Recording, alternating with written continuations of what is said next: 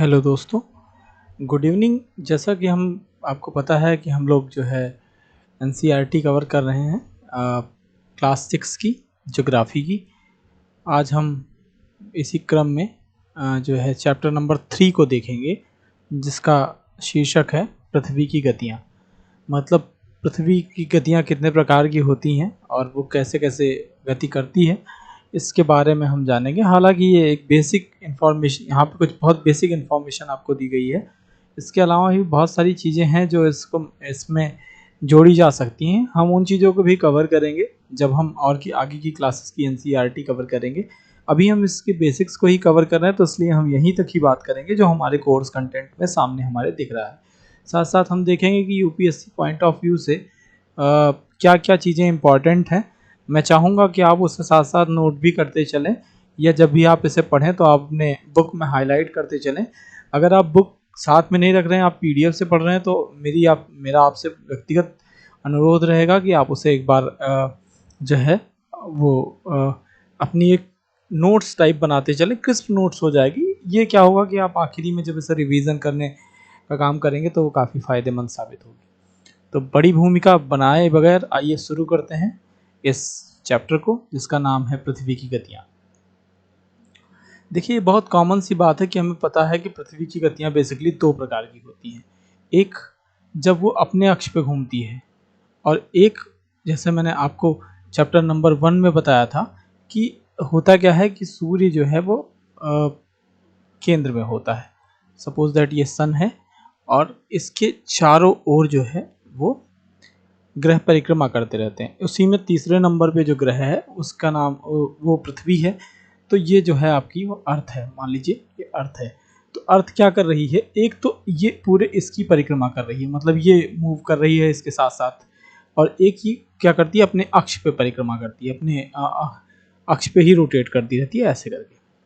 ठीक है, तो पृथ्वी की बेसिकली दो प्रकार की गतियां हैं, एक है घूर्णन और दूसरा है परिक्रमण। मतलब जब ये अपने अक्ष पर घूमेगी तो हम इसे कहेंगे कि ये घूर्णन गति कर रही है, और जब ये जब पृथ्वी सूर्य के चारों ओर एक कक्षा में चक्कर लगाएगी तो हम उसे परिक्रमण कहते हैं। ठीक है, पृथ्वी का अक्ष आपको पता है, अभी पिछले क्लासेस में मैंने आपको बात में बताया था कि ये बेसिकली एक काल्पनिक रेखा है। ऐसी कोई रेखा वास्तव में नहीं है। हमने क्या किया है कि एक काल्पनिक रेखा बना दी है इनके बीच में, तो उसको हमने नॉर्थ पोल और साउथ पोल में डिवाइड कर दिया कि जहाँ ऊपर वाला एरिया जो है वो नॉर्थ पोल में आ जाता है और ये साउथ पोल में। ठीक है, तो यही बात यहाँ पे लिखी गई है कि इसके जो है वो, अगर हम इसे कक्षीय सतह देखें, देखिए अगर हम इसे एक सिंपली एक लाइन ड्रॉ करें जो कि कुछ इसको ठीक ठीक 90 डिग्री धरातल से लेके देखा जाए, तो यहाँ पे आप देखेंगे कि ये जो कोण बन रहा है वो 66.5 डिग्री का, या 66 सही, एक पोटैटो। ठीक है, तो ये एक पृथ्वी जो काल्पनिक रेखा है वो बेसिकली क्या कर रही है, ये अक्षीय कोण से सॉरी ये समतल के जो कक्ष से बनाया गया है उसमें 66.5 डिग्री का कोण बनाती है, और इसी को कक्षीय समतल कहा जाता है। ठीक है, ये जो एरिया अगर हम ऐसे देखें तो ये 66.5 डिग्री के आसपास का कोण इस पे बनता है। ठीक है, अब होगा क्या कि जब ये ऐसी स्थिति बनेगी तो पृथ्वी जो है वो, आपको पता है कि चूंकि ये उपग्रह सॉरी ये ग्रह है और सूर्य से अपना सारा प्रकाश प्राप्त करती है। पृथ्वी को मैंने कहा था कि ये ठीक गोले के समान नहीं है, लेकिन लगभग गोले जैसी है। ठीक है, तो मैंने आपको कहा था कि ऊपर के भागों में और लाइक ऊपर और नीचे के भागों में, मतलब दोनों ध्रुवों पे ये थोड़ी थोड़ी चपटी है।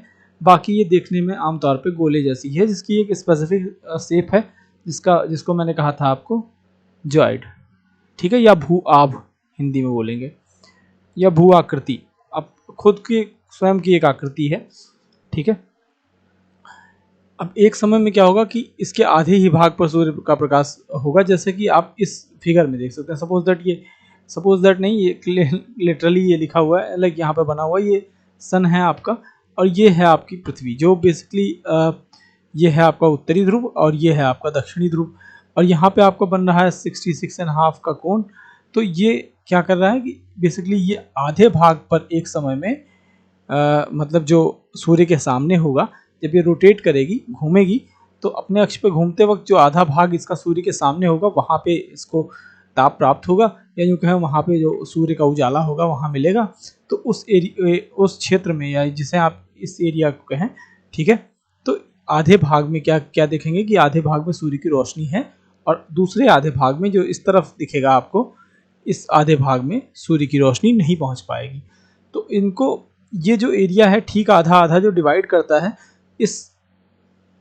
इसको हम दोनों तरफ मान के एक गोले का आकृति देते हैं, और इसे हम कहते हैं ये प्रदीप्त वृत्त है।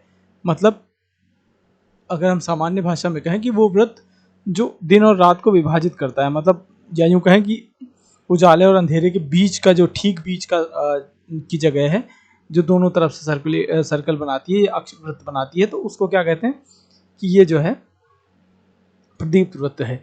आप ये ध्यान से देखिए कि ये अक्षों पर नहीं मिल रहा, ना इस अक्ष पे मिल रहा है ना इस अक्ष पे, मतलब नॉर्थ पोल पे आ रहा है ना साउथ पोल पे आ रहा है, तो ये बेसिकली किसी अक्ष पे नहीं मिलता। ये क्वेश्चन आप ध्यान रख लें, ये कंटेंट, ये कॉन्सेप्ट आप ध्यान रखें कि कभी भी प्रदीप्त वृत्त किसी अक्ष पे नहीं मिलता। फिर से सुनिए कि कभी भी किसी प्रदीप्त वृत्त किसी अक्ष पर नहीं मिलता, ठीक है। हमको पहले से ही पता है कि पृथ्वी अपने अक्ष का एक चक्कर पूरा करने में लगभग 24 घंटे का समय लेती है, और यही जो घूर्णन काल का जो समय है, उसी को पृथ्वी दिन कहा जाता है, या अर्थ डे कहते हैं, डे, ठीक है। तो पृथ्वी दिवस या पृथ्वी दिन कितने घंटे का होता है? कुल मिला के 24 घंटे का, ठीक है। ये ध्यान रखेंगे, पृथ्वी दिन 12 घंटे का नहीं होगा, ठीक है। पृथ्वी दिन मतलब पूरा एक अक्ष पर अपने रोटेशन का एक चक्कर जब पूरा करेगी, तो उसको आप कहेंगे कि ये पृथ्वी दिन है, ठीक है। तो इस प्रकार से 24 घंटे का समय लेती है, और इसी को पृथ्वी की दैनिक गति कहा जाता है, ठीक है। यही बात यहाँ पे दी गई है। जैसा कि मैंने आपको समझाया था कि ये जब मैंने हालांकि नीचे से बना के बता दिया था आपको, लेकिन आप यहाँ से भी देख सकते हैं कि ये जो एंगल बन रहा है ये 66.5 डिग्री का है, जो कि यहाँ पे लिखा हुआ है कि ये, अगर हम इसके कक्षीय सतह से देखें तो कुल मिला के 66.5 डिग्री का कोण बनाती है, और ये अगर समतल लंब पर देखें तो ये 23.5 डिग्री का कोण बनाती है। ये आपको ये पता है कि ये कर्क रेखा, ये विषुवत रेखा, और ये मकर रेखा है, क्योंकि हमने पहले भी क्लासेस में देख लिया है। अब होगा क्या इसके आधार पे कि सूर्य के आधे तरफ जो है वो हमेशा दिन रहेगा, और जिस भाग में दिन रहेगा उसमें गर्मी लगातार पड़ेगी। दूसरी तरफ ऐसी स्थिति बनेगी वहाँ हमेशा अंधेरा रहेगा और पूरे समय क्या होगा? ठंड पड़ेगी, अगर पृथ्वी जो है अपने अक्ष पर रोटेट ना करे। मतलब आप यूँ कह सकते हैं कि ये जो आधा भाग है इस तरफ का, यहाँ हमेशा दिन रहेगा। अगर ये रोटेट नहीं करेगी तो दैट मीन्स कि ये हमेशा यहाँ पे दिन रहेगा, और इस क्षेत्र में पूरा हमेशा रात के रात बनी रहेगी। चूंकि पृथ्वी घूम रही है तो ऐसी स्थिति नहीं बनती है, ठीक है। अब ऐसी स्थिति बनेगी तो सामान्य सी बात है कि जीवन संभव नहीं हो पाएगा, या यूँ कहें कि जीवन में फ्लैक्सिबिलिटी नहीं रह जाएगी। हालांकि पृथ्वी पे कुछ ऐसी जगह हैं जहाँ पे सूर्य की रोशनी जो है वो वर्ष भर प्रॉपरली नहीं पहुँच पाती। बहुत सारी ऐसी जगह हैं, हम उस पर भी बात करेंगे आगे चल के। पृथ्वी की दूसरी गति जो सूर्य के चारों ओर कक्षा में होती है उसे परिक्रमण कहा जाता है। मैंने बताया अभी आपको कि जैसे ये सूर्य है केंद्र पर, और सूर्य के चारों ओर जब ये चक्कर लगाएगी, मतलब ये पूरा एरिया जब ये चक्कर लगाएगी, तो इसको आप क्या कहेंगे? इसको आप कहेंगे कि ये परिक्रमण कर रही है, मतलब ये सूर्य की परिक्रमा कर रही है, ठीक है। एक परिक्रमण जो होता है वो 365 दिन और 6 घंटे में पूरा किया जाता है। पृथ्वी द्वारा सूर्य का एक परिक्रमण, या यूँ कहें सूर्य की एक परिक्रमा 365 दिन और 6 घंटे में पूरा किया जाता है, और इसी से हम कहते हैं कि एक वर्ष में 365 दिन होते हैं। हम अपनी सुविधा देखिए, मानव हमेशा अपनी सुविधा को ध्यान में रखता है, तो हमने कहा कि जो है एक हम ईयर होगा या एक वर्ष जो होगा वो हम क्या कहेंगे कि ये 365 दिन का ही होगा। हम 6 घंटे हर बार जोड़ते जाते हैं, और इस तरीके से हर 4 साल बाद जब चारों 6 जोड़ लेते हैं तो हमारे पास 24 घंटे हो जाते हैं, और हम इसको कह देते हैं कि एक जो हर चौथा वर्ष जो होगा वो 366 दिन का होगा, और उसे हम लीप वर्ष कहते हैं। आपको पता है कि हर चौथे साल फरवरी जो होती है वो 29 की हो जाती है, ठीक है। नॉर्मली ये कितने दिनों की होती है? 28 दिनों की, लेकिन हर चौथे साल ये जो है 29 दिन की हो जाती है। आई होप कि आपको ये समझ में आ रहा होगा कि मैं क्या बता रहा हूँ। होता क्या है कि 365 दिन हम हर साल कैलकुलेट कर लेते हैं और 6 घंटे जोड़ के हम चौथे साल कैलकुलेट करते हैं, क्योंकि वो एक साल लाइक एक दिन में परिवर्तित हो जाता है जब वो 24 घंटे के बराबर हो जाता है। ठीक है, तो यहाँ पे परिक्रमण की जो परिक्रमण का जो फिगर दिया गया है इसको समझना बहुत ज़रूरी है और इस पे हम लोग बात करेंगे। फिलहाल हम थोड़ा आगे देख लेते हैं, उसके बाद हम वापस आएंगे इस फिगर पे। ठीक है, वही बात मैंने जो अभी आपको बताई वही लिखा हुआ कि प्रत्येक चौथे वर्ष 28 के बदले 29 दिन प्रत्येक चौथे वर्ष फरवरी माह 28 के बदले 29 दिन का होता है और 366 दिन होंगे इसमें। ठीक है, एक साल में सामान्य रूप से अगर हम देखें तो गर्मी होती है, सर्दी होती है, वसंत होती है और शरद होती है। 4 ऋतुओं में बांटा गया है और मूलतः जो है वो 3 ही, सर्दी, गर्मी और बरसात 3 ही माना जाता है, लेकिन हम चूँकि मौस ऋतु की बात कर रहे हैं तो वो 4 होते हैं। ठीक है, कुल मिला के 4 ऋतु हो गई और ये चारों ऋतु या यूँ कहें कि ऋतु परिवर्तन जो होता है वो बेसिकली क्यों होता है, क्योंकि पृथ्वी की स्थिति जो ये सूर्य के चारों ओर यहाँ से घूम रही है, तो इसके घूमने के कारण मतलब इसके परिक्रमण के कारण, अभी मैंने आपको बताया था घूर्णन के कारण क्या होगा, ध्यान रखिएगा इस बात को, घूर्णन के कारण क्या होगा, दिन रात, घूर्णन के कारण यह आपका होगा दिन रात। ठीक है, और परिक्रमण के कारण क्या हो रहा है, यह आपका ऋतु परिवर्तन हो रहा है। ठीक है, यही बात यहाँ पे दी गई है कि ऋतुओं में परिवर्तन जो होता है वो क्यों होता है, क्योंकि सूर्य चारों ओर पृथ्वी के परिक्रमा कर रहा है। यही बात यहाँ पे भी लिखी गई है, इसे एज एग्जाम्पल समझाया गया है कि सूर्य की किरणें कर्क रेखा पर सीधी पड़ती हैं कब, 21 जून को, तो इस क्षेत्र में सबसे ज़्यादा उष्मा होगी। ठीक है, इसके विपरीत जब जो है 21 सितंबर सॉरी 22 दिसंबर को जो है वो सूर्य के झुके होने के कारण मकर रेखा पर ये सीधे पड़ेंगी, तो मकर रेखा पे ज़्यादा उष्मा की प्राप्ति होगी। ठीक है, 21 जून को चूंकि कर्क रेखा पर सीधी पड़ती हैं तो वहाँ सर्वाधिक उष्मा प्राप्त होगी और ये चूंकि ध्रुवों के पास उस समय सूर्य की किरणें तिरछी पड़ेंगी तो वहाँ पे कम उष्मा प्राप्त होगी। कल आपको याद होगा कि मैंने एक टॉर्च वाला एग्जाम्पल इस बुक में दिया गया है, वो करके दिखाया था कि जैसे आपके पास सीधी सीधा सीधा एक कार्ड पे है तो ये इतने क्षेत्र में पड़ेगा, लेकिन अगर कार्ड को हम तिरछा कर दें तो कुछ जगहों पे जो है वो ज़्यादा रोशनी पड़ रही थी और कुछ जगहों पे बहुत कम रोशनी पड़ रही थी, तो ये स्थिति बनी। तो उत्तर ध्रुव सूर्य की तरफ झुका होता है तो उत्तरी ध्रुव के रेखा के बाद वाले भाग में लगभग 6 महीने लगातार दिन रहता है। ये किस क्षेत्र की बात हो रही है, बेसिकली उत्तर ध्रुव, मतलब हम ये वाले ध्रुव की बात कर रहे हैं। ठीक है, इसके विपरीत अगर हम दक्षिणी ध्रुव की बात करें तो यहाँ पे 6 महीने ऐसी ही इसकी विपरीत परिस्थिति बनेगी।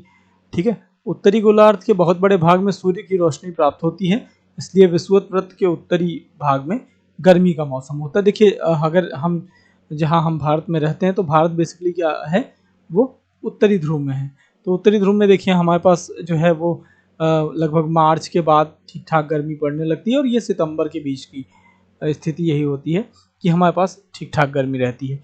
21 जून को हमारे यहाँ सबसे लंबा दिन होता है और सबसे छोटी रात होगी। ठीक है, इसी अवस्था को क्या बोलते हैं, उत्तरायणांत। ठीक है, 22 दिसंबर को क्या होगा कि दक्षिण ध्रुव के झुके होने के कारण मकर रेखा पर पड़ेंगी, तो मकर रेखा पर जब लंबवत पड़ेंगी तो दक्षिणी गोलार्ध के बहुत बड़े भाग को प्रकाश प्राप्त होगा। ऐसी स्थिति में क्या होगा कि दक्षिणी गोलार्ध में लंबे दिन और छोटी रातों वाली ग्रीष्म ऋतु होगी, जैसा कि जो है वो उत्तरी गोलार्ध में पहले हो रही थी। ठीक है, जहाँ पे लिखा भी है ठीक इसके विपरीत स्थिति उत्तरी गोलार्ध में होती है, मतलब उत्तरी गोलार्ध में जो है वो लंबी रातें होंगी और देखिए ठंडी में हमारे यहाँ क्या होता है, लंबी रातें होती हैं। ठीक है, और दिन छोटे होते हैं, शाम को 5 बजे के आसपास सूर्य अस्त हो जाता है, और अभी आप गर्मी में देखेंगे तो करीब 8 बजे नहीं तब भी 7:30 बजे तक तो सूर्य आराम से ठीक ठाक उजाला दे के जाता है। तो ये स्थिति आपको ध्यान रखनी है। पृथ्वी की इस अवस्था को दक्षिणायनांत कहते हैं, मतलब ये जो 22 दिसंबर वाली स्थिति है ये दक्षिणायनांत से संबंधित है और 21 जून की जो स्थिति है, ठीक है, ये उत्तरायणांत से संबंधित है। ये बात आप ध्यान रखेंगे। 21 मार्च और 23 सितंबर पर स्थिति क्या होगी, सूर्य की किरणें विषुवत वृत्त पर सीधी सीधे पड़ेंगी। मतलब ये जो विषुवत वृत्त है यहाँ पे सूर्य की किरणें सीधी सीधी पड़ेंगी, तो यहाँ ऐसी स्थिति बनेगी। तो ध्रुव जो है, कोई सा ध्रुव, मतलब ना तो नॉर्थ पोल ना साउथ पोल, ये कोई सूर्य की तरफ नहीं झुका रहेगा। और जब ऐसी स्थिति बनेगी तो पूरी पृथ्वी में दिन रात बराबर होंगे, और इसे ही विषुव कहा जाता है, या इसे इक्विनॉक्स बोलते हैं। ठीक है। 23 सितंबर को उत्तरी गोलार्ध में शरद ऋतु होगी, जबकि दक्षिणी गोलार्ध में वसंत होगी। और 21 मार्च को जो है स्थिति परिवर्तित होगी, मतलब उत्तरी गोलार्ध में क्या होगा, वसंत ऋतु होगी, और दक्षिणी गोलार्ध में शरद ऋतु होती है। ठीक है। और जैसा कि मैंने पहले बता रखा है कि पृथ्वी के घूर्णन के एवं परिक्रमण के कारण दिन रात तथा ऋतुओं में परिवर्तन होता है। घूर्णन के कारण क्या होगा, दिन रात में परिवर्तन, परिक्रमण के कारण ऋतुओं में परिवर्तन। यही बात जो है यहाँ पे ऊपर इस फिगर के माध्यम से बताई गई, जो कि मैंने अभी आपको बताया। देखिए, सूर्य से जब सीधी रेखा, मतलब जिस क्षेत्र में ये पूरा पड़ रहा है, अब ये स्थिति देखिए आप 22 दिसंबर की, तो 22 दिसंबर की ये है आपका नॉर्थ पोल और ये है आपका साउथ पोल। तो उत्तरी गोलार्ध की स्थिति देखिए, उत्तरी गोलार्ध में क्या होगा, शीत ऋतु, और दक्षिणी गोलार्ध में चूंकि ये एरिया जो होगा वो ग्रीष्म ऋतु में होगा। ठीक है। यहाँ क्या होगा, उत्तरी गोलार्ध में क्या होगा, रातें छोटी होंगी, सॉरी माफ कीजिए, रातें छोटी नहीं, रातें बड़ी होंगी और दिन छोटे होंगे, है ना। यहाँ पे जब हमारे यहाँ सर्दी होती है तो हमारे पास क्या होता है, रातें बड़ी होती हैं, ठीक है, और दिन छोटे होंगे। दक्षिणी गोलार्ध में क्या होगा, यहाँ रातें छोटी होंगी और दिन बड़े होंगे। सेम कंडीशन यहाँ इसका जस्ट उल्टा होगा। जब हमारे पास जून में क्या होता है कि हमारे पास जब सूर्य की किरणें इस क्षेत्र में ज़्यादा पड़ रही हैं, मतलब नॉर्थ हेमिस्फीयर में, या आप जिसे कहें उत्तरी गोलार्ध में, तो उत्तरी गोलार्ध में क्या होगा, ये ग्रीष्म ऋतु रहेगी, है ना। उत्तरी गोलार्ध में ग्रीष्म ऋतु और दक्षिणी गोलार्ध में शीत ऋतु। तो उत्तरी गोलार्ध में दिन बड़े और रातें छोटी, ठीक है। दक्षिणी गोलार्ध में इसका उल्टा, दिन छोटे रातें बड़ी। ठीक। इनको ठीक बराबर करने वाली स्थिति कब पड़ती है, 21 मार्च को। 21 मार्च को क्या होगा, दक्षिणी ध्रुव का जो ये वाला पार्ट है, ये ठीक आधा जो है वो सूर्य से प्रकाशमय रहता है। मतलब दक्षिणी ध्रुव में क्या होगी, शरद ऋतु होगी, और उत्तरी ध्रुव में बसंत ऋतु होगी। इसका ठीक उल्टा होगा 23 सितंबर को, जब यहाँ पे दक्षिणी ध्रुव में जो है वो आपको मिलेगी वसंत ऋतु और उत्तरी ध्रुव में शरद ऋतु। ये बहुत ध्यान से याद रखने वाला फिगर है। आप इसे अपनी कॉपी में बनाएं और इसे और बेहतर तरीके से इसके साथ साथ एक्सप्लेनेशन भी इसके लिख लें, ताकि भविष्य में जब आप देखें दोबारा तो आपको क्लियर रहे। बस इतना याद रखें, क्योंकि यहाँ से क्वेश्चन जो आते हैं वो बेसिकली फैक्चुअल क्वेश्चन होते हैं, और रातें बड़ी दिन छोटे रातें बड़ी ऐसा करके क्वेश्चंस पूछे जाते हैं, और उनको पूछे जाने की संभावना में उनको पूछे जाने की वजह से कई बार गलतियों की संभावना बहुत ज़्यादा होती है, अगर आपके कॉन्सेप्ट बहुत क्लियर नहीं है तो ऐसी स्थिति ना बने। इसलिए आप इसे एक बार ठीक से देख लें और ठीक से समझ लें। अगर कोई असुविधा होती है तो आप मुझे नीचे कमेंट बॉक्स में मैसेज कर सकते हैं। मैं कोशिश करूँगा कि मैं इसे और क्लियर कर सकूँ। वैसे मैंने अपनी तरफ से पूरी कोशिश की है। आपको हमारा प्रयास कैसा लग रहा है, ये हमारा तीसरा लेक्चर है। आप नीचे कमेंट बॉक्स में ज़रूर मेंशन करें। अगर आपको अच्छा लग रहा है तो आप इसे शेयर करें, ये चैनल सब्सक्राइब करें और हमें अपना सहयोग प्रदान करें। धन्यवाद। आज के लिए इतना ही। कल मिलते हैं नए चैप्टर के साथ।